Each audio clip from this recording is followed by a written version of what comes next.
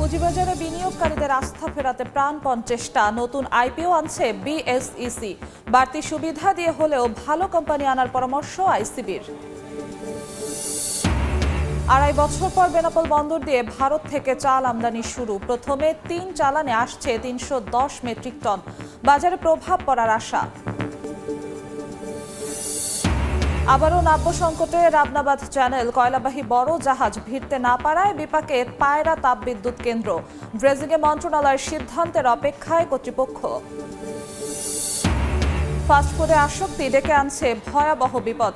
অতিরিক্ত লবণ ও কার্বোহাইড্রেটে শরীরে বাসা বাঁধছে স্থূলতা সহ নানা রোগ। খাদ্যের মান নিশ্চিতে গুরুত্ব দেওয়ার পরামর্শ। এবং ব্রাজিলে আজ শুরু হচ্ছে G20 শীর্ষ সম্মেলন। যোগ দিতে রিও ডি জেনেরিওতে সদস্য দেশগুলোর প্রতিনিধিরা। জলবায়ু পরিবর্তন ও দারিদ্রতা কমানো সহ আলোচনা হতে পারে বিভিন্ন ইস্যুতে।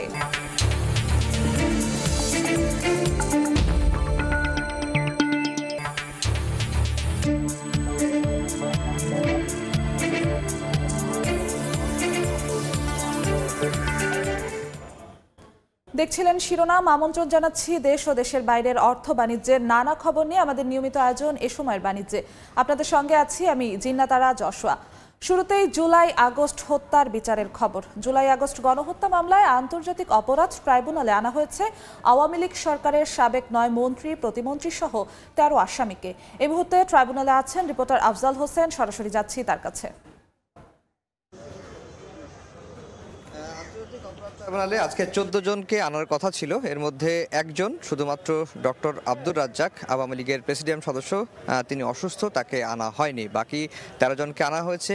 আনার পরে তাদেরকে ট্রাইব্যুনালের যে গারদখানা সেখানে রাখা হয়েছিল, এখন বিচারকের সামনে নিয়ে যাওয়া হয়েছে। এবং আজকের প্রসিডিং হচ্ছে যে এই মামলায় আজকে অগ্রগতি প্রতিবেদন দাখিলের দিন ধার্য রয়েছে এবং যাদেরকে গত 27 অক্টোবর গ্রেফতার দেখানো হয়েছিল তাদেরকে গ্রেফতার দেখিয়ে আজকে এই মামলায় হাজির করা হয়েছে। আজকে আমরা দেখেছি যে বেশ কয়েকজন আসামির পক্ষে তাদের আইনজীবী আদালতে আসছে এবং তারা অধিকাংশই আওয়ামী লীগের আইনজীবী হিসেবে পরিচিত। তারা সুপ্রিম কোর্টে, হাইকোর্টে তারা আওয়ামী লীগের আইনজীবী হিসেবে প্র্যাকটিস করে থাকেন।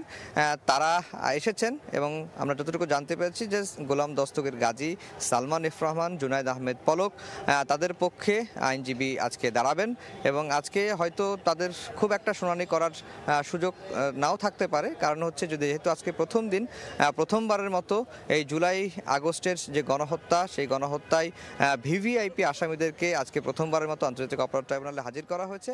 সেই কারণে হয়তো মামলার অগ্রগতি প্রতিবেদন প্রসিকিউশনের কাছ থেকে শুনে পরবর্তী একটি দিন ধার্য করবেন। ততদিন পর্যন্ত যে 13 জন আসামিকে হাজির করা হয়েছে তাদেরকে কারাগারে ফেরত যেতে হবে। আমরা যেটি বলে রাখি যে 2024 সালের এই যে জুলাই ম্যাসাকার হয়েছে, ট্রাইব্যুনালের প্রসিকিউশন এটাকে ম্যাসাকার হিসাবেই মামলা পরিচালনা করছেন।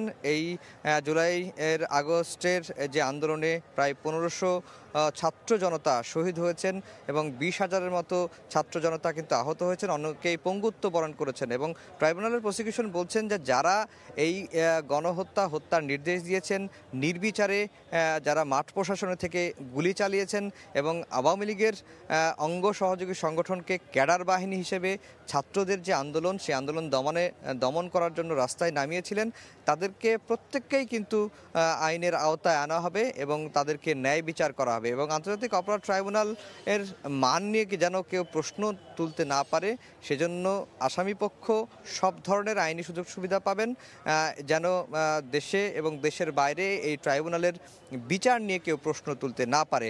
আর আজকে যেহেতু 14 জনের মধ্যে 13 জনকে হাজির করা হয়েছে, আগামী 20 তারিখেও আরেকটি তারিখ ধার্য রয়েছে। ওই দিন আইন শৃঙ্খলা বাহিনীর যারা মাঠ পর্যায়ে থেকে এই নির্বিচারে গুলির নির্দেশ দিয়েছেন বা নির্দেশনাটি বাস্তবায়ন করেছেন, তাদেরকে হাজিরার দিন ধার্য রয়েছে। এখন বিচারিক প্রক্রিয়া শুরু হয়েছে অল্প কিছুক্ষণ আগে এবং হয়তো কিছুক্ষণ পরেই শুনানি শেষ হবে।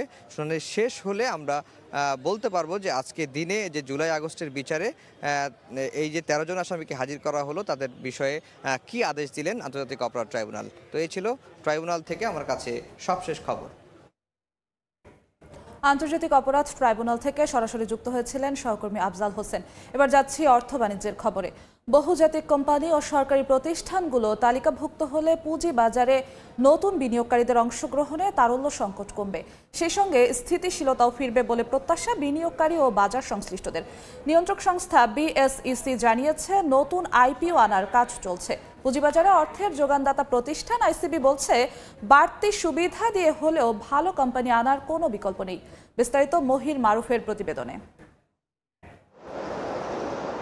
পুঁজিবাজারে গত দেড় দশকে ১২৭টি কোম্পানি তালিকাভুক্ত হয়েছে। তবে এসব কোম্পানির বেশিরভাগই হতাশ করেছে বিনিয়োগকারীদের। ফলাফল হিসাবে বাজারে অস্থিতিশীলতা ও আস্থাহীনতা যেন নিয়তি হয়ে দাঁড়িয়েছে। গত ১৫ বছর ধরে আমাদের এখানে যে আইপিও আসছে, মিনিস্ট্রি অফ ফাইন্যান্স থেকে একটা প্রেস রিলিজ আসছে যেখানে বলা হয়েছে ক্লিয়ারলি যে the quality of the IPOs were not up to the mark or standard. যার ধরুন এটা বাজে আইপিও যদি আসে সেটার যে কনসিকুয়েন্সিয়াল ইফেক্ট সেটা স্টক মার্কেটে মানে বছর পর বছর যুগের পর যুগ থাকে। বহুজাতিক কোম্পানিকে কর প্রণোদনা এবং সরকারি প্রতিষ্ঠানকে সরাসরি তালিকাভুক্তির জন্য কাজ চলছে বলে জানান বিএসইসির নির্বাহী পরিচালক। সংস্থাটির একমাত্র লক্ষ্য এর মাধ্যমে বাজারে আস্থা ফিরিয়ে আনা। কি কারণে হচ্ছে না সেই কারণগুলো সলিউশন করে দ্রুত যাতে ভালো কোম্পানি লিস্টিং হয় তার জন্য কমিশন কাজ করতেছে। বেশ কিছু কোম্পানির তথ্য আমরা কালেক্ট করেছি এবং এটা খুব শীঘ্রই তাদের সাথে আমরা মিটিং করব।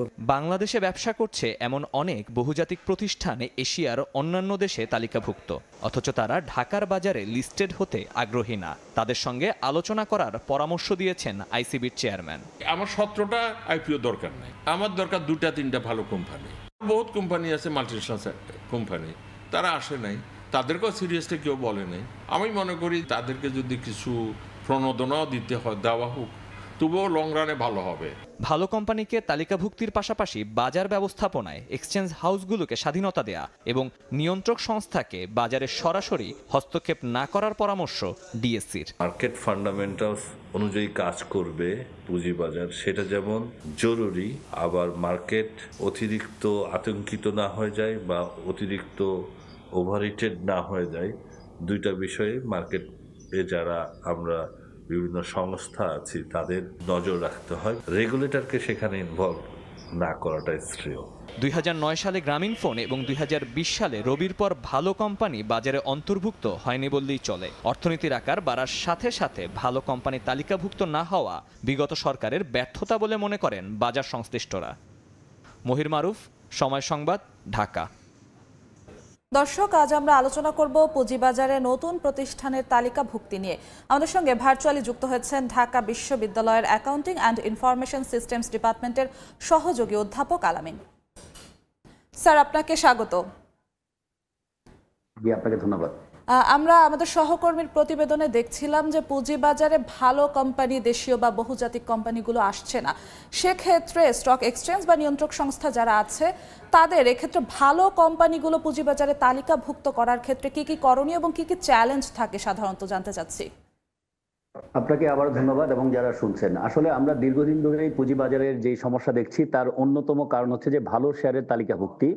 সকল অংশীজনের পক্ষ থেকে কিন্তু এই ধরনের একটা দাবি দাবা ছিল যে আমরা যদি ভালো শেয়ারকে তালিকাভুক্ত না করি তাহলে একদিকে যেমন বাজারের গভীরতা বাড়বে না, অন্যদিকে কিন্তু যারা বিনিয়োগ করবে তারাও ক্ষতিগ্রস্ত হওয়ার সম্ভাবনা থাকবে। তো সেই প্রেক্ষিতেই কিন্তু আপনারা হয়তো জেনে থাকবেন যে গত মাস প্রায় 1 মাস 10 দিনের মতো হয়ে গেছে একটা টাস্ক ফোর্স গঠন করেছে পুঁজিবাজার।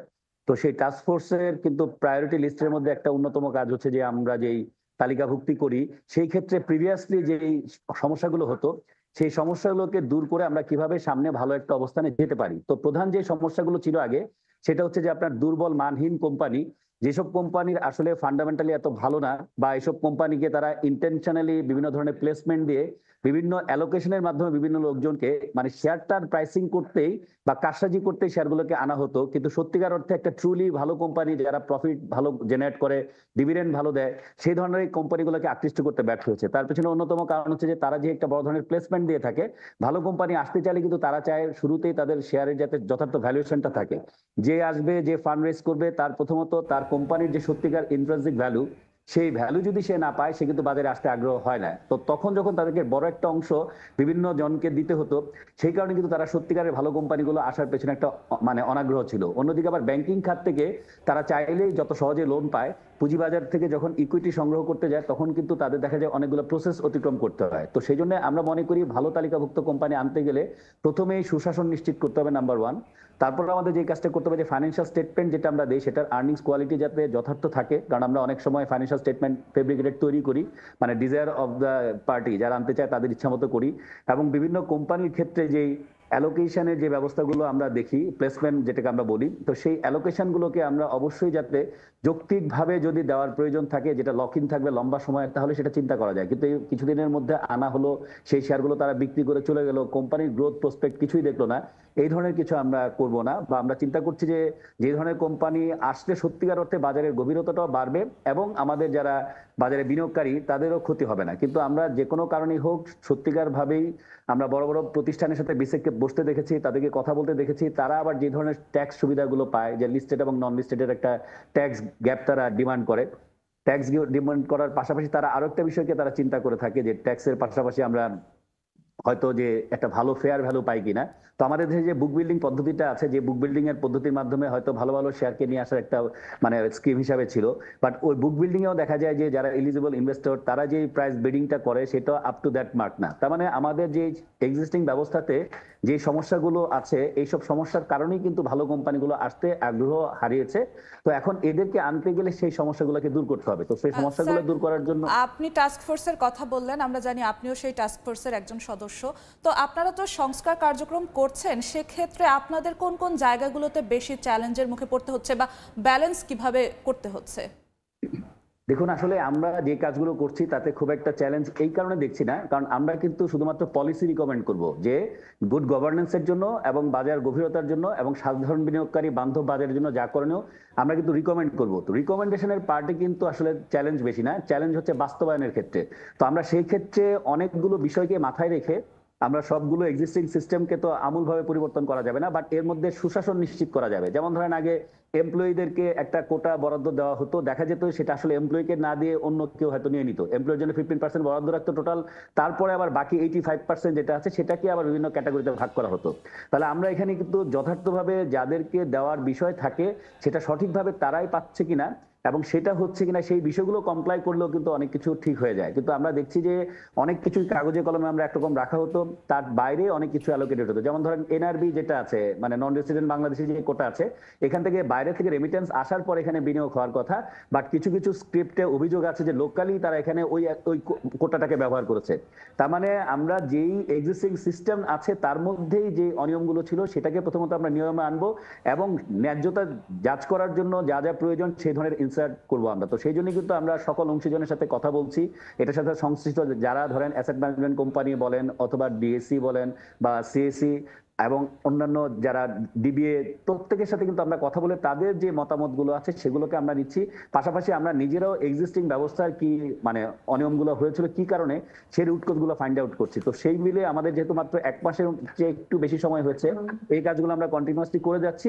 কিন্তু আমরা যখন একটা আউটপুট নিয়ে আসবো বা পলিসি ফ্রেমিং নিয়ে আসবো, special focus on fair valuation of stock, এটা একটা ভালো ভ্যালুয়েশন, আর্নিংস কোয়ালিটির ক্ষেত্রে ফাইন্যান্সিয়াল স্টেটমেন্টে যাতে একটা সুন্দর ফাইন্যান্সিয়াল স্টেটমেন্ট, যৌক্তিক ফাইন্যান্সিয়াল স্টেটমেন্ট থাকে, মানে যাতে কোনো ফেব্রিকেটেড না থাকে, এটাকে আবার একটা পিয়ার রিভিউ এর ব্যবস্থা থাকবে। যে ধরেন একটা অডিট ফার্ম দিয়ে আপনি অডিট করালেন, আরেকটা গ্রুপ এটা দেখবে যে এটা ঠিক আছে কিনা, তখন কিন্তু ওই যে ফাইন্যান্সিয়াল চ্যালেঞ্জগুলো, ফাইন্যান্সিয়াল স্টেটমেন্ট রিলেটেড যে ম্যানিপুলেশনগুলো আছে সেগুলোকে আমরা বন্ধ করতে পারবো। তার মানে যেই কাজগুলো আমরা হাতে নিয়েছি সেই কাজগুলো এখন যেহেতু কোনো পলিটিক্যাল প্রেশার নাই, আমরা যদি এটা রিকমেন্ড করি এবং বিসেক যথেষ্ট আন্তরিক আমাদের রিকমেন্ডেশনকে বাস্তবায়ন করবে বলেই কিন্তু আমাদেরকে ইন্ডিপেন্ডেন্টলি কাজ করতে দিয়েছে, তাহলে আমরা যদি সেগুলোকে সঠিকভাবে নিয়ে আসতে পারি এবং তারা যদি এটাকে বাস্তবায়ন করে তাহলে সেই চ্যালেঞ্জগুলো সত্যিকার অর্থে আমরা সামনে দেখবো না। তো সেজন্য আমরা মনে করছি যে আলোচনায় ফিরবো, এখান থেকেই ফিরবো।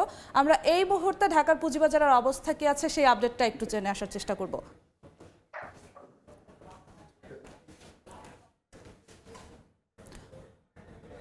দর্শক, আমরা গতকালকে যেমনটা দেখেছিলাম যে এক ধরনের পতনের মাধ্যমে কিন্তু শেষ হয়েছিল ঢাকার পুঁজিবাজারের অবস্থা, 3 সূচকেই কিন্তু নিম্নমুখী প্রবণতা দেখা দিয়েছিল গতকালকে। এবং আজকের কথা যদি বলি, আজকে সকাল থেকেই কিন্তু দেখা গিয়েছিল উত্থান পতনের মধ্য দিয়ে কিন্তু দেখা যাচ্ছে যে ঢাকার পুঁজিবাজারের অবস্থান করছে এবং এখন পর্যন্ত ঢাকার পুঁজিবাজারের প্রধান সূচক বা ডিএসই এক্স সূচকে 10.99 পয়েন্ট বা বলা যায় প্রায় 11 পয়েন্ট বৃদ্ধি পেয়েছে এবং ডিএসই এস কিংবা সরিয়া সূচকে বৃদ্ধি পেয়েছে 2.15 পয়েন্ট এবং ডিএস 30 সূচকে এখন পর্যন্ত আমরা বৃদ্ধির চিত্রটা দেখছি না, দেখছি নিম্নমুখী প্রবণতা রয়েছে এবং এই ক্ষেত্রে ডিএস 30 বা বাছাইকৃত সূচক কিন্তু হারিয়েছে 1.26 পয়েন্ট এবং এখন পর্যন্ত ঢাকার পুঁজিবাজারে আজকে লেনদেন হয়েছে 159.22 টাকা এবং শেয়ার হাতবদল হয়েছে 52,776 বার এবং যদি আমরা শেয়ারের দাম বৃদ্ধি এবং কমার কথা বলি সেক্ষেত্রে এখন পর্যন্ত ঢাকার পুঁজিবাজারে 194টি শেয়ারের দাম বৃদ্ধি পেয়েছে এবং দাম কমেছে 91টি শেয়ারের এবং অপরিবর্তিত আছে 84টি শেয়ারের দাম এবং আমরা যদি একটু সকাল থেকে চিত্রটা দেখি সকাল 10টা থেকেই কিন্তু দেখতে পেয়েছিলাম আমরা উঠছিল, ঊর্ধ্বমুখী প্রবণতা ছিল কিন্তু 11টার দিকে আবার 3 সূচকেরই একটি পতন দেখা যায় এবং তারপরে কিন্তু এখন পর্যন্ত আবার কিছুটা ঊর্ধ্বমুখী গতিতে রয়েছে এবং যেমনটা আমরা প্রতিফলন দেখতে পেলাম এবং এখন পর্যন্ত কোন কোম্পানিগুলো এগিয়ে আছে শেয়ার বাজারে লেনদেনের ভিত্তিতে সেই বিষয়টি যদি আমরা দেখাই তাহলে 1 নম্বরে আছে সোনালী আঁশ, 2 নম্বরে আছে অগ্নি সিস্টেমস লিমিটেড এবং 3 নম্বরে আছে বেক্সিমকো ফার্মা, 4 নম্বরে আছে নাভানা ফার্মাসিউটিক্যালস এবং 5 নম্বরে আছে বাংলাদেশ শিপিং কর্পোরেশন। তো এই 5টি কোম্পানি এখন পর্যন্ত লেনদেনের ভিত্তিতে কিন্তু এগিয়ে আছে। তো এখন পর্যন্ত আমরা গত সপ্তাহে যেমনটা দেখেছিলাম যে এক ধরনের ঊর্ধ্বমুখী প্রবণতাই কিন্তু ছিল গত সপ্তাহে এবং আজকের কথা যদি বলি আজকেও কিন্তু সকাল থেকে দেখা যাচ্ছে যে উত্থান এবং পতনের মধ্যে দিয়ে যাচ্ছে এবং এখন পর্যন্ত বলা যায় একটু কিছুটা উত্থানের মধ্য দিয়েই আছে এবং বেলা গড়াতে গড়াতে উত্থান পতনের খেলাই চলবে নাকি গতকালকের মতো পতন দিয়ে এবার আজকের ঢাকার পুঁজিবাজার শেষ হবে নাকি ঊর্ধ্বমুখী প্রবণতা হবে সেটাই দেখার বিষয়। আমরা আবারও ফিরছি আলোচনায়। স্যার, ঢাকার পুঁজিবাজারের আজকের আলোচনা আমরা যেমনটা দেখছিলাম যে ঢাকার পুঁজিবাজারের চিত্রটা উত্থান পতনের মধ্য দিয়ে যাচ্ছে। আমি একটু ফিরতে চাচ্ছি 5 আগস্ট পরবর্তী সময়। তখন আমরা দেখেছিলাম সরকার পতনের পর বাজারের এক ধরনের উত্থান দেখা গিয়েছিল, বিনিয়োগকারীরা আকৃষ্ট হচ্ছিল, তার কিছুদিন পরে কিন্তু আবার সেই প্রবণতাটা কমে যায়। তো এখানে কি বিনিয়োগকারীরা এসে বিনিয়োগ করে কোথাও কি হতাশ হয়েছেন পরিবর্তিত পরিস্থিতিতে? এখন আপনি খুবই সুন্দর একটা প্রশ্ন করেছেন। এখানে তখন 5 আগস্ট পরবর্তী সময়ে একটা নতুন প্রত্যাশা ছিল যে পুঁজিবাজার একটা ঊর্ধ্বমুখী জায়গায় যাবে, আগের বিষয়গুলো এখানে আসবে না। কিন্তু যে জিনিসটা হয়েছে আমরা সার্বিকভাবে দেখেছি যে যখনই তারা নতুন দায়িত্ব নিয়েছে কমিশন দায়িত্ব নেওয়ার পরপরই প্রিভিয়াস যেই অনিয়মগুলো ছিল, কারণ আপনার বাজারের প্রত্যেকের প্রত্যাশা ছিল যে সব খাতে যেরকম অনিয়ম হয়েছে তেমনি পুঁজিবাজারের অনিয়মের জন্য কিন্তু একটা মানে বিচারের ব্যবস্থা প্রত্যেকেই চেয়েছিল, যারা বিভিন্নভাবে টাকা লুণ্ঠন করেছে, সাধারণ বিনিয়োগকারীকে পথে বসিয়েছে। তারপরেই কিন্তু আমরা দেখলাম যে 12টা স্ক্রিপ্টকে সামনে রেখে একটা প্রোব কমিটি করা হয়, যে প্রোব কমিটির কাজ ছিল খতিয়ে দেখা যে কোন কোন খাতে কি ধরনের আর্থিক অনিয়ম হয়েছে। তো যখনই ওই স্টকগুলোতে তদন্ত কমিটি হয়ে যায় তখন এক্সিস্টিং যারা বিনিয়োগকারী ছিলেন যাদের ওইসব শেয়ারে বিনিয়োগ ছিল তারা কিন্তু আসলে অনেকটাই ক্ষতির সম্মুখীন হয়ে যায় যেহেতু তদন্ত হয়ে গেছে। আর যারা এখানে আপনার ধরেন এগুলোর পেছনে মাস্টারমাইন্ড ছিল তাদের অনেকেই পলাতক আছে এবং যাদের ফান্ড মানে পলিটিক্যাল লিডারদের যেসব ফান্ড বাজারে ছিল সেই সব ফান্ডও কিন্তু উইথড্র করা হয়েছে, অনেক অ্যাকাউন্ট ফ্রিজ ছিল। এগুলো সামগ্রিক একটা কিউমুলেটিভ ইফেক্টের কারণেই আমরা দেখছি যে একটা নেতিবাচক প্রভাব পড়েছে। বাট শুরুতে যখন ওই বিষয়গুলো তারা মানে জাস্ট 5 আগস্ট পরবর্তী সময়ে নতুন প্রত্যাশা ছিল যে যারা আসবে তারা হয়তো বাজারটাকে বাড়িয়ে দিবে, এরকম একটা প্রত্যাশা বিনিয়োগকারী পক্ষ থেকে থাকতেই পারে। কিন্তু যেটা সমস্যা সেটা হচ্ছে যে বাজারটা যেহেতু ফান্ডামেন্টালের বাইরে মুভ করেছে, কারণ বাজারে কিন্তু ফান্ডামেন্টাল স্টকের তখন কোনো দাম ছিল না, সব দাম ছিল যে বন্ধ কোম্পানি বা মালিকানা পরিবর্তন হবে এই ধরনের গুজব আছে, অথবা ধরেন মানে লো পেইড আপ, এই কোম্পানিগুলোর ফান্ডে কিন্তু বিনিয়োগকারীদের ফান্ডটা ডাইভার্ট হয়ে গিয়েছিল। যখন এই বিষয়গুলো একটা জায়গায় আপনি স্টাক হয়ে গেল এবং দেখা গেল যে ওইগুলোর পেছনে একটা তদন্ত সহ অন্যান্য বিষয়ে জানার কোয়ারি থাকলো, তখনই কিন্তু একদিকে যেমন ডিমান্ড সাইডটা কমে যায়, সাপ্লাই সাইডটা বেড়ে যায়। ওই সাপ্লাইয়ের কারণে আমরা দেখছি যে সেল প্রেসার আর নতুন করে কেউ বিনিয়োগ করলেও এই স্টকগুলোতে বিনিয়োগ করবে না যেহেতু এগুলোতে তদন্ত আছে। তো সেই কারণে আমাদের যদি বাজারকে গতিশীল দেখতে চাই তাহলে দেখতে হবে যে নতুন সরকারের কোন কোন স্টেপের কারণে বাজারে কি কি পজিটিভ দিক আসছে। যেমন আমরা দেখেছি যে আপনারা জেনেছেন যে 3000 কোটি টাকার একটা বন্ডের মানে একটা মানে লোন অ্যাপ্রুভ হয়েছে যেটা আপনার আইসিবি পাবে, সেটা দিয়ে কিন্তু তারা তাদের আইসিবির চেয়ারম্যান যেটা জানিয়েছে যে তাদের কিছু হাই ইন্টারেস্ট বেয়ারিং কিছু লোন আছে সেগুলোকে তারা মানে সেটেল করবে, তারপর আবার তাদের পোর্টফোলিও নতুন করে ইনভেস্ট করবে। তাহলে এইটা একটা বিনিয়োগের পাশাপাশি আমরা আরেকটা জিনিস দেখেছি, বিদেশি বিনিয়োগ। গতকালকে আপনারা ডেইলি স্টারে হয়তো দেখবেন যে বিদেশি বিনিয়োগ যেটা আগে অনেক কমে গিয়েছিল সেটা অনেক এখন বেড়েছে। তো আমরা যদি ধীরে ধীরে দেখি যে যারা লং টার্ম বিনিয়োগকারী তারা যদি এখানে বিনিয়োগে ভালো ভালো স্টকে বিনিয়োগ করে, এটার একটু সময় দিলে আমরা যে বাজারটা দেখতে যাচ্ছি সামনে সেটা অবশ্যই এত হতাশা থাকবে না। বাট এই মুহূর্তে যাদের ফ্লোটিং ফান্ডটা মার্কেটে ছিল, মানে যাদের ফান্ডগুলো ওই স্টকগুলোতে ছিল, প্রিভিয়াস প্যাটার্নে যে বাজার চলছিল, তারা কিন্তু আসলে সাফারার হয়ে গেল। এখন তাদের ব্যাপারে হয়তো কি করণীয় সেটাও কিন্তু ভাবার বিষয় আছে। কারণ মানে আপনি হয়তো দেখবেন আর্থিক বিভাগ থেকেও বলা হয়েছিল যে বিনিয়োগকারীদের ক্ষতিপূরণ দেওয়ার চেষ্টা করা হবে। তাহলে ক্ষতিপূরণ দেওয়ার ক্ষেত্রে আমরা কিন্তু বিষয়গুলোকে বিশ্লেষণ করছি। ধরেন কেউ যদি ফান্ডামেন্টালি ভালো শেয়ার কিনেই যদি ক্ষতির সম্মুখীন হয়ে থাকে সেটা কিন্তু বিবেচনা বিষয় রাখে। বাট কেউ যদি ধরেন ইচ্ছাকৃত গ্যাম্বলিং শেয়ার কিনে ক্ষতি হয়, সেটার দায়িত্ব কিন্তু কেউ নিবে না। কারণ আপনার ইনভেস্টমেন্ট চয়েস যদি সঠিক না থাকে সেটা কিন্তু কেউ ক্ষতিপূরণ দিবে না। বাট ইনভেস্টমেন্ট চয়েস ঠিক আছে, বাজারের কারণে যদি আপনার ক্ষতি হয় সেটা অবশ্যই বিবেচনা রাখে আর কি, যেটার পূরণ দেওয়ার জন্য। তো সেজন্য আমি মনে করি যে এখন যে স্টেপগুলো নেওয়া হচ্ছে খুবই ধীরে সুস্থে ভেবে চিন্তে নেওয়া হচ্ছে। এখন আমি নতুন যে চেয়ারম্যান বা কমিশন এসছে, প্রথম দিকে তারা অনেকের সাথে কথা বলেনি, বাট পরবর্তীতে তারা এটা বুঝতে পেরেছে যে সবার সাথে কথা বলা প্রয়োজন। প্রত্যেক অংশীজনের সাথে তারা কথা বলে ফিডব্যাক নিচ্ছে এবং বড় বড় যারা ফান্ড প্রোভাইডার বা যারা ধরেন বাজারে বড় বড় কোম্পানি গ্রুপ, তাদের সাথেও ডিসকাশনে বসছে কিভাবে বাজারে গভীরতা বাড়ানো যায়। সবাই কিন্তু একটা পজিটিভ মুভমেন্ট এখন যাচ্ছে। তো সেইটার যদি সবকিছু বাস্তবায়িত হয়, যাদের সাথে কথা যা হচ্ছে তার যদি কিছু আউটপুট মানুষ দেখতে পারে, তখন কিন্তু আমরা দেখবো যে বাজারে যে আস্থাহীনতাটা আছে সেটাও কিন্তু অনেকটা কমে আসবে। অন্যদিকে আরেকটা চ্যালেঞ্জ আপনি খেয়াল করে দেখবেন যে ব্যাংক সুদের হার বেড়ে যাওয়া এবং ট্রেজারি বিল বন্ডের রেট বেড়ে যাওয়া, এইসব কারণেও মনে করে অনেকে একদম শেষ সময় চলে এসেছি। সময় স্বল্পতার জন্য আমরা আলোচনাটাকে আর বাড়াতে পারছি না। আপনাকে অসংখ্য ধন্যবাদ আমাদের সঙ্গে যুক্ত হওয়ার জন্য। পুঁজিবাজার বিষয়ে আলোচনার জন্য আমাদের সঙ্গে যুক্ত হয়েছিলেন ঢাকা বিশ্ববিদ্যালয়ের অ্যাকাউন্টিং অ্যান্ড ইনফরমেশন সিস্টেম ডিপার্টমেন্টের সহযোগী অধ্যাপক আলামিন। বছর পর আবারও বেনাপোল বন্দর দিয়ে ভারত থেকে শুরু হয়েছে চাল আমদানি। 3 চালানে প্রবেশের অপেক্ষায় 310 মেট্রিক টন। আমদানি বাড়লে বাজারে দাম কমবে বলছেন আমদানিকারকরা। বিস্তারিত জানাতে এই মুহূর্তে বন্দরে আছেন রিপোর্টার আজিজুল হক, সরাসরি যুক্ত হচ্ছি তার সাথে।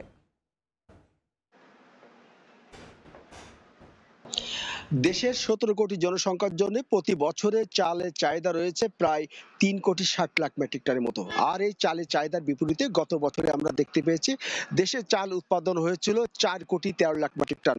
অর্থাৎ চাহিদার তুলনায় দেশের চালের উৎপাদন বেশি হলেও কিন্তু প্রতি বছর আমরা দেখতে পেয়েছি যে সিন্ডিকেটের কারণে বাজার চড়া হয় এবং চড়ার কারণে কিন্তু ভারত থেকে চাল আমদানি করতে হয়।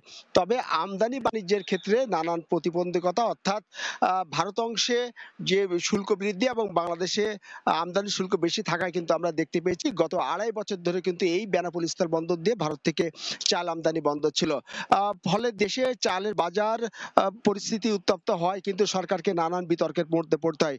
তবে নতুন অন্তর্বর্তীকালীন সরকার দায়িত্ব গ্রহণের পর আমরা দেখতে পেয়েছি যে চালের বাজার নিয়ন্ত্রণে কিন্তু এই সরকার কিন্তু চালের যে আমদানি সরকার 62% থেকে কমিয়ে মাত্র 2% নির্ধারণ করেছে। আর এর ফলে কিন্তু বেনাপোল স্থলবন্দর দিয়ে আমরা দেখতে পেয়েছি আবারও কিন্তু ভারত থেকে চাল আমদানির যে প্রক্রিয়া সেটি কিন্তু শুরু হয়েছে।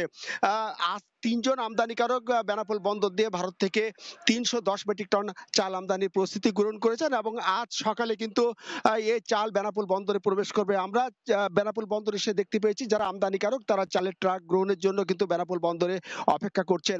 এদিকে চাল আমদানি খবরে কিন্তু বাজারে চালের দাম কমতে শুরু করেছে। অর্থাৎ যে চাল গত সপ্তাহ বেনাপোল বন্দর এলাকার বাজারে প্রতি কেজি 54 থেকে 55 টাকা বিক্রি হয়েছিল, আজকে বাজার মূল্য সেটি আমরা দেখতে পেয়েছি 49 থেকে 50 টাকা নেমেছে। আমদানিকারকরা আমাদের বলছেন যে চাল আমদানি স্বাভাবিক হলে কিন্তু বাজারে যে চালের দামের ঊর্ধ্বগতি সেটি কিন্তু আরো কমে আসবে। আমরা কথা বলেছি বেনাপোল স্থল বন্দরের পরিচালক এর সাথে, তিনি আমাদেরকে জানিয়েছেন যে ভারত থেকে চাল আমদানির জন্য বেনাপোল বন্দরে ইতিমধ্যে কাগজপত্র চলে এসেছে এবং বেনাপোল বন্দরে চালের ট্রাক পৌঁছালে দ্রুত এই সমস্ত চাল খালাস দেওয়া হবে। তো এই ছিল বেনাপোল স্থল বন্দর থেকে আজ যে ভারত থেকে প্রায় 2.5 বছর পর চাল আমদানি শুরু হবে তার সর্বশেষ। বেনাপোল বন্দর থেকে সরাসরি যুক্ত হয়েছিলেন সহকর্মী আজিজুল হক। Steeltech, it's all about stainless style. সব বয়সীদের মাঝেই এখন জনপ্রিয় ফাস্টফুড। সন্ধ্যা হলেই ভিড় জমে এ ধরনের খাবারের দোকানগুলোতে। তবে সব খাবারে অতিরিক্ত লবণ ও কার্বোহাইড্রেট থাকায় শরীরে বাসা বাঁধছে স্থূলতা সহ নানা রোগ, বাড়ছে চিকিৎসা খরচ। এমন অবস্থায় চিকিৎসক ও পুষ্টিবিদরা পরামর্শ দিচ্ছেন যথাসম্ভব ফাস্টফুড পরিহারের, পাশাপাশি খাদ্যের মান নিশ্চিতের উপরও গুরুত্ব দিচ্ছেন তারা। এস এম সালাউদ্দিনের ক্যামেরায় আয়েশা সিদ্দিক সামিয়ার রিপোর্ট।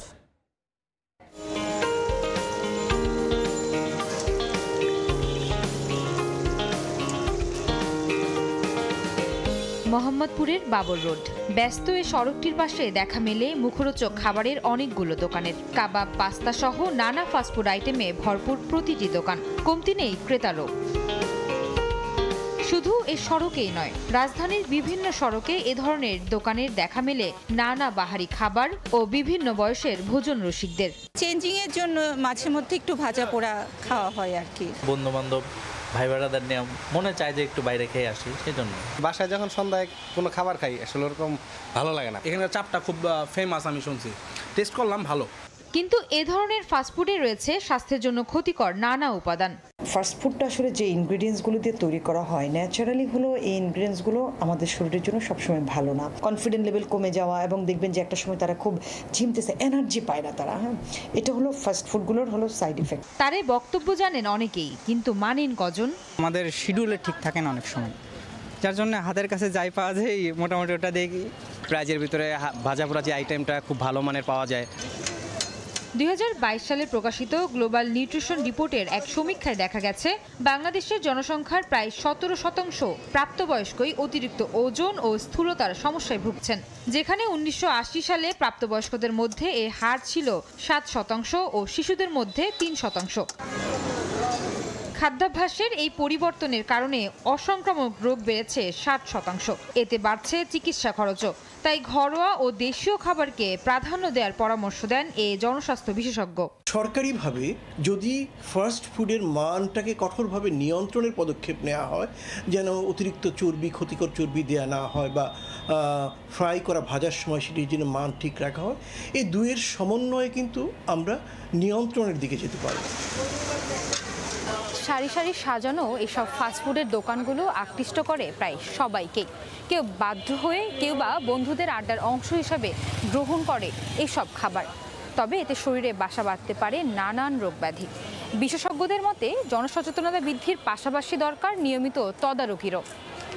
আয়েশা সিদ্দিক, সামিয়া, সময় সংবাদ, ঢাকা। দেখছেন এ সময়ের বাণিজ্য।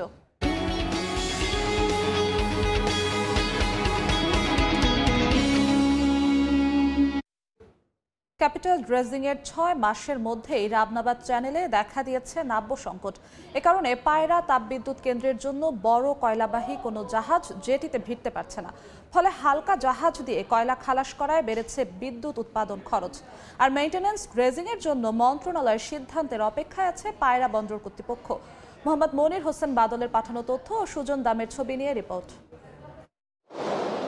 পটুয়াখালীর কলাপাড়া উপজেলায় পায়রা নদীর তীরে 3টি কয়লাভিত্তিক বিদ্যুৎ কেন্দ্রের অবস্থান, যার মধ্যে একটি উৎপাদনে রয়েছে, একটি উৎপাদনের অপেক্ষায় এবং অপরটি নির্মাণাধীন। গত এপ্রিলে ক্যাপিটাল ড্রেজিং শেষে চ্যানেলের গভীরতা দাঁড়ায় 10.4 মিটার, কিন্তু মেইনটেন্যান্স ড্রেজিং না থাকায় এরই মধ্যে নাব্য সংকটের মুখে পড়েছে চ্যানেলটি। বর্তমানে এর গভীরতা জোয়ারের সময় 6.5 ও ভাটার সময় 5.9 মিটারের নিচে থাকে। এ কারণে এ চ্যানেল দিয়ে কোনো বড় জাহাজ যেটি পর্যন্ত যেতে পারে না। এতে হালকা জাহাজ দিয়ে কয়লা খালাস করায় বেড়েছে বিদ্যুতের উৎপাদন খরচ। দ্রুত খনন না করলে ভোগান্তি আরও বাড়বে বলে জানান সংশ্লিষ্টরা। পার্ক লোডে নিয়ে আসলে যেটা হবে যে আমরা জানি যে একটা সমুদ্রগামী জাহাজের কিন্তু পূর্ণ ভাড়া তাকে দিতে হয়। তাহলে সেক্ষেত্রে পূর্ণ ভাড়া দিয়ে যদি আমরা জাহাজটার ক্যাপাসিটির 60% বা 70% কয়লা নিয়ে আসি, তাহলে সেক্ষেত্রে স্বাভাবিক পার টনের পরিবহন খরচটা বেড়ে যাবে। বেড়ে যাওয়ার এফেক্টটা কিন্তু বিদ্যুতের যে দাম সেখানে যায় একটা ইফেক্ট পড়বে। আমাদের কয়লা আনলোডের যেরকম সময়ও অনেক বেশি লাগছে এবং খরচও অনেক বেশি পড়ে যাচ্ছে। এই জন্য এটা একটা মেইন চ্যালেঞ্জ আমাদের জন্য এই পাওয়ার প্ল্যান্ট চালানোর জন্য। আমরা আশঙ্কা করছি যদি অচিরেই এই সমস্যার সমাধান না করা হয়, তাহলে জাহাজ এখানে আদৌ ঢুকবে না, অর্থাৎ পুরো কড়াইটাই তখন আমাদের লাইটারিংয়ের মাধ্যমে এখানে নিয়ে আসতে হবে। মেইনটেন্যান্স ড্রেজিং এর জন্য মন্ত্রণালয়ের সিদ্ধান্তের অপেক্ষায় আছে পায়রা বন্দর কর্তৃপক্ষ। আমরা উপস্থাপন করেছি, এটা মন্ত্রণালয়ের অপেক্ষাধীন আছে। এই মেইনটেন্যান্সের সিদ্ধান্ত আসলে আমরা এটা একই গভীরতায় মেইনটেইন করতে পারব। পায়রা বন্দর কর্তৃপক্ষের তথ্য মতে 6,500 কোটি টাকা ব্যয়ে বেলজিয়ামের ঠিকাদারি প্রতিষ্ঠান জান ডিনুল খনন শেষে 2024 সালের 26 এপ্রিল পায়রা বন্দর কর্তৃপক্ষের কাছে চ্যানেলটি হস্তান্তর করে। চলতি বছরের আগস্ট পর্যন্ত মেইনটেন্যান্স ড্রেজিং করা হলেও বর্তমানে বন্ধ রয়েছে। সময় সংবাদ। দেখছেন এ সময়ের বাণিজ্য। দীর্ঘদিন পার হলেও আয়তন বাড়েনি গাইবান্ধার বিসিক শিল্পনগরীর। বিভিন্ন সীমাবদ্ধতার মধ্যেই উৎপাদন চলছে অর্ধ শতাধিক প্রতিষ্ঠানে। এ বিষয়ে আরো জানাতে বিসিক এলাকায় আছেন রিপোর্টার বিপ্লব ইসলাম, সরাসরি যাচ্ছি তার কাছে। গাইবান্ধায় দীর্ঘদিনেও কিন্তু কোনো ভারী শিল্প প্রতিষ্ঠান গড়ে ওঠেনি। গাইবান্ধার যে বিসিক শিল্পনগরী এটি ৮০-র দশকে কিন্তু প্রতিষ্ঠিত। এই শিল্পনগরীতেই কিন্তু যে কয়েকটি প্রতিষ্ঠান রয়েছে, এই কয়েকটি প্রতিষ্ঠানের উপরেই কিন্তু গাইবান্ধার যে শিল্প বাণিজ্য সেটি নির্ভর করে থাকে। যদি একটু জানিয়ে রাখি যে ৮০-র দশকে প্রতিষ্ঠিত এই শিল্পনগরীতে কিন্তু প্রায় ৫০টির মতো প্লট রয়েছে। এই ৫০টি প্লটের কিন্তু ৪০টি প্রতিষ্ঠানে বাণিজ্যিক কার্যক্রম পরিচালিত হয়ে থাকে। এখানে যেটি চলে সেটি হচ্ছে যে পাট শিল্প, পাট থেকে বস্তা তৈরি এবং মুড়ি তৈরি, ময়দা তৈরি, তেল, জুতো তৈরির কারখানা রয়েছে। পাশাপাশি বেশ কয়েকটি কিন্তু তেল তৈরির কারখানা রয়েছে এখানে। এই সামগ্রিক যে শিল্পনগরীর কার্যক্রম এটিতে কিন্তু আমরা দেখেছি যে দীর্ঘদিনেও কোনো উন্নয়নের ছোঁয়া লাগেনি। স্থানীয় ব্যবসায়ী এবং চেম্বার নেতারা যেটি বলছেন সেটি হচ্ছে যে গাইবান্ধার কিন্তু অনেক আগ্রহী উদ্যোক্তা রয়েছে, অনেক আগ্রহী ব্যবসায়ী রয়েছে যারা কিন্তু প্রতিষ্ঠান করতে চান। কিন্তু গাইবান্ধা শিল্পনগরীতে যেটি হয়েছে, বিসিক শিল্পনগরীতে যেটি হয়েছে সেটি দীর্ঘ দিনেও কিন্তু যে ১৫ একর তাদের জমি, এই জমির উপরে কিন্তু যে প্লট ৫০টি প্লট, এর বাইরে কিন্তু কোনো প্লট নেই।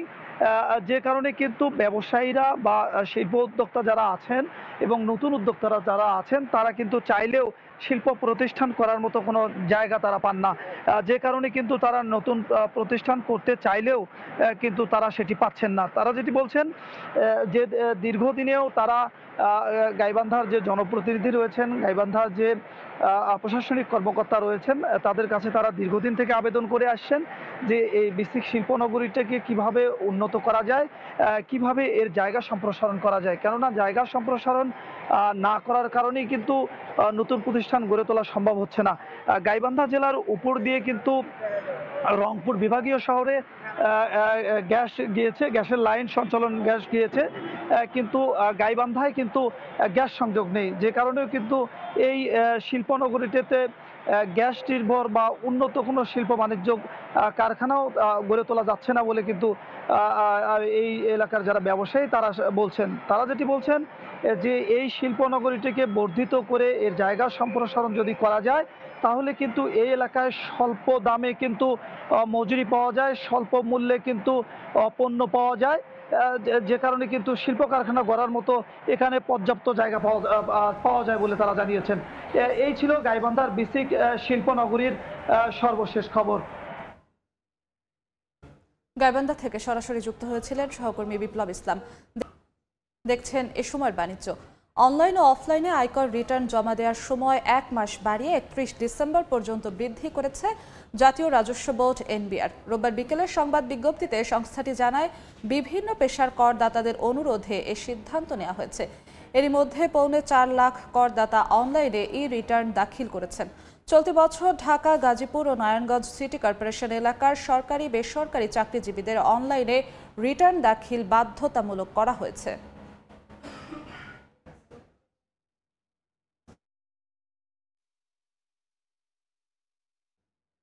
সেতু নির্মাণ হলেও হয়নি সংযোগ সড়কের কাজ, অথচ পুরো অর্থ তুলে নিয়ে পালিয়ে গেছে ঠিকাদার।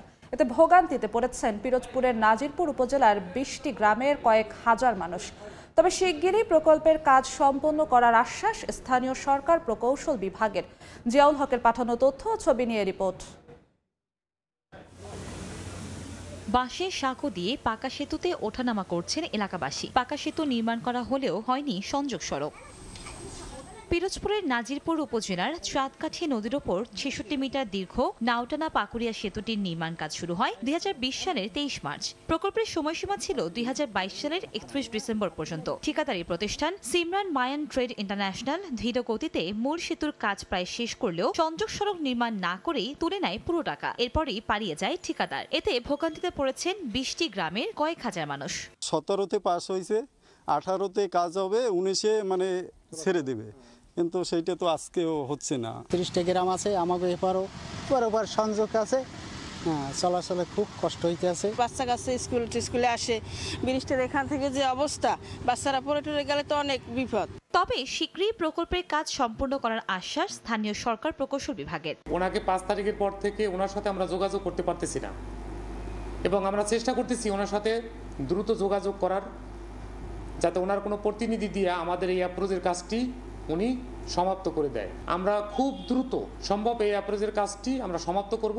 নাওটানা পাকুড়িয়া সেতুর নির্মাণ ব্যয় ধরা হয়েছে প্রায় 5,88,00,000 টাকা। সময় সংবাদ, পিরোজপুর। এ সময়ের বাণিজ্য। বরিশালে 2 দিনব্যাপী গর্ভকালীন পুষ্টি ক্যাম্পেইনের আয়োজন করেছে সোশ্যাল মার্কেটিং কোম্পানি SMC। রোববার সকালে উজিরপুরের গুথিয়া বন্দর বাজারে এই ক্যাম্পেইনের আয়োজন করা হয়, চলবে আজ বিকেল পর্যন্ত। কার্যক্রমের উদ্বোধন করেন SMCর ব্যবস্থাপনা পরিচালক ও প্রধান নির্বাহী কর্মকর্তা তসলিম উদ্দিন খান। সচেতনতার পাশাপাশি বিনামূল্যে ওষুধ পেয়ে খুশি গর্ভবতী মায়েরা। ক্যাম্পেইনে প্রায় 13,000 ব্লু স্টার এবং নেটওয়ার্ক বহির্ভূত অন্যান্য সেবা দানকারী গর্ভকালীন সেবা সমূহ সম্পর্কে পরামর্শ প্রদান করেন।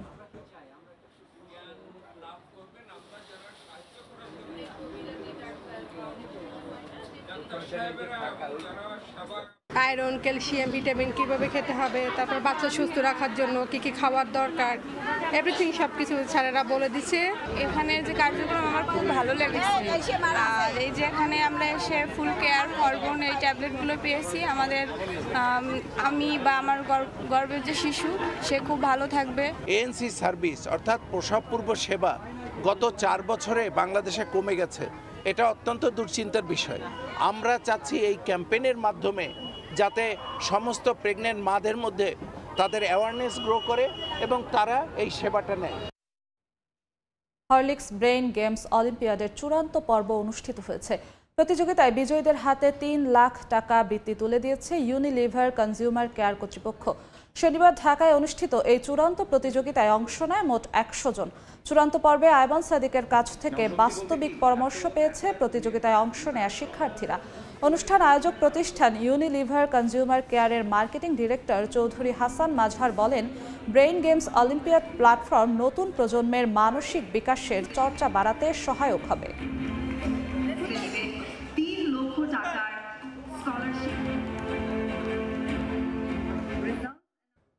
ব্রাজিলের রিও ডি জেনেরিওতে আজ শুরু হচ্ছে G20 শীর্ষ সম্মেলন। সদস্য দেশগুলোর অনেকে সম্মেলনে যোগ দিতে দেশটিতে পৌঁছেছেন। সম্মেলন ঘিরে শহরটির নিরাপত্তা জোরদার করা হয়েছে। সোমবার উদ্বোধনী অনুষ্ঠান শুরু হবে ক্ষুধার বিরুদ্ধে বৈশ্বিক জোট উন্মোচনের মধ্য দিয়ে।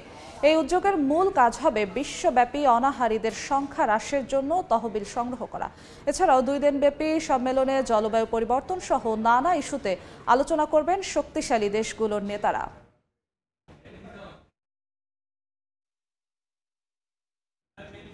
ইতালিতে বাংলাদেশি নারী উদ্যোক্তাদের আয়োজনে অনুষ্ঠিত হলো জমকালো ফ্যাশন শো, যেখানে তুলে ধরা হয় দেশীয় পোশাক। অনুষ্ঠানে প্রবাসী বাংলাদেশিদের পাশাপাশি উপস্থিত ছিলেন বিপুল সংখ্যক ইতালীয়। বিদেশের মাটিতে নিজেদের সংস্কৃতি তুলে ধরতে পেরে খুশি প্রবাসীরা। ইতালি প্রতিনিধি মাকসুদ রহমানের তথ্যচিত্রের রিপোর্ট। ইতালির বোলোনিয়া শহরে বাংলাদেশিদের আয়োজনে প্রথমবারের মতো জমকালো ফ্যাশন শো অনুষ্ঠিত হলো। আয়োজনে দেশীয় পোশাক তুলে ধরা হয়। এতে বিপুল সংখ্যক প্রবাসী বাংলাদেশিদের পাশাপাশি অংশ নেন ইতালীয়রাও।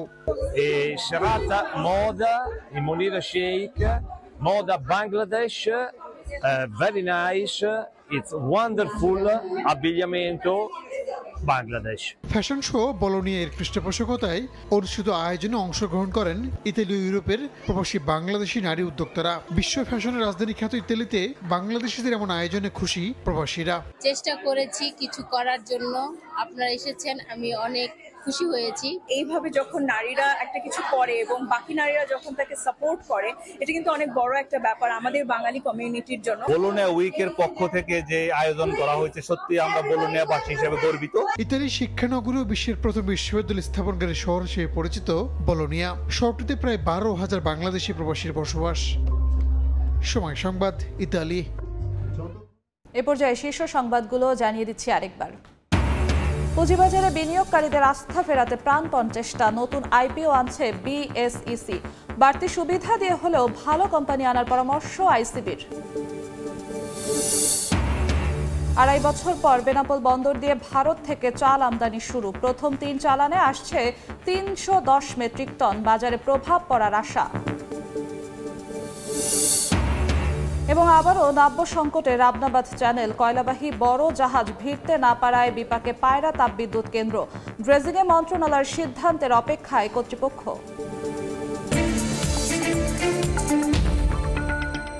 এই ছিল এ সময়ের বাণিজ্যের। সঙ্গেই থাকুন সময়ের।